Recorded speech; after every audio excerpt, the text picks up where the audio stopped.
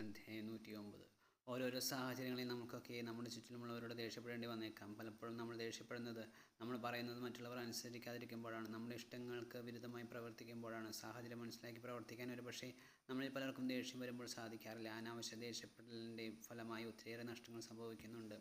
നമ്മളിൽ ഈ അനാവശ്യ ദേഷ്യം ഉളവാക്കുന്ന നഷ്ടങ്ങളൊന്നും തന്നെ മുൻകൂട്ടി പറയാൻ കഴിഞ്ഞെന്ന് വരില്ല. ആരോടും അനാവശ്യമായി ദേഷ്യപ്പെടാതിരിക്കാൻ ശ്രദ്ധിക്കുക. ഒരു നിമിഷം കൊണ്ടുണ്ടാകുന്ന ദേഷ്യമാകാം, നാളുകൾ കൊണ്ടുണ്ടാകുന്ന ദേഷ്യമാകാം നമ്മളിൽ പലർക്കും പിന്നീട് ഒത്തിരി വിഷമങ്ങൾക്ക് കാരണമായിട്ടുണ്ടാവുക. നമ്മൾ ആരോടാണോ ദേഷ്യപ്പെടുന്നത് അവരുടെ സാഹചര്യം നമ്മൾ പലപ്പോഴും മറന്നുപോകുന്നു. ദേഷ്യപ്പെട്ടതിൻ്റെ പേരിൽ വിഷമങ്ങൾ അനുഭവിക്കുന്നവർ ഒത്തിരിയാണ് നമ്മുടെ ചുറ്റിലും.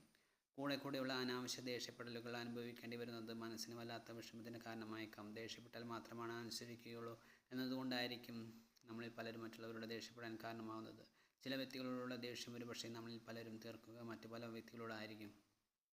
ഒരു പരിധി വിട്ടുള്ള ദേഷ്യം നമ്മൾക്ക് ഒത്തിരിയേറെ അസ്വസ്ഥതകൾ ഭാവിയിൽ സൃഷ്ടിച്ചേക്കാം. ആരോടും അനാവശ്യമായി ദേഷ്യപ്പെടാതിരിക്കുക. നമ്മൾക്ക് അനാവശ്യമായി ദേഷ്യം ഉണ്ടാകുന്നുണ്ടെങ്കിൽ തീർച്ചയായും മാനസികാരോഗ്യ വിദഗ്ധരുടെ സഹായം തേടേണ്ടി വന്നേക്കാം. മുന്നോട്ട് വളർച്ച നേടാൻ നമ്മുടെ അനാവശ്യ ദേഷ്യത്തെ ചെറുത്തു തോൽപ്പിച്ചേ മതിയാകുള്ളൂ. ഉള്ളിൽ ആരോടും ദേഷ്യം കൊണ്ടു നടക്കാതിരിക്കാൻ നമ്മൾ ഏവർക്കും സാധിക്കട്ടെ.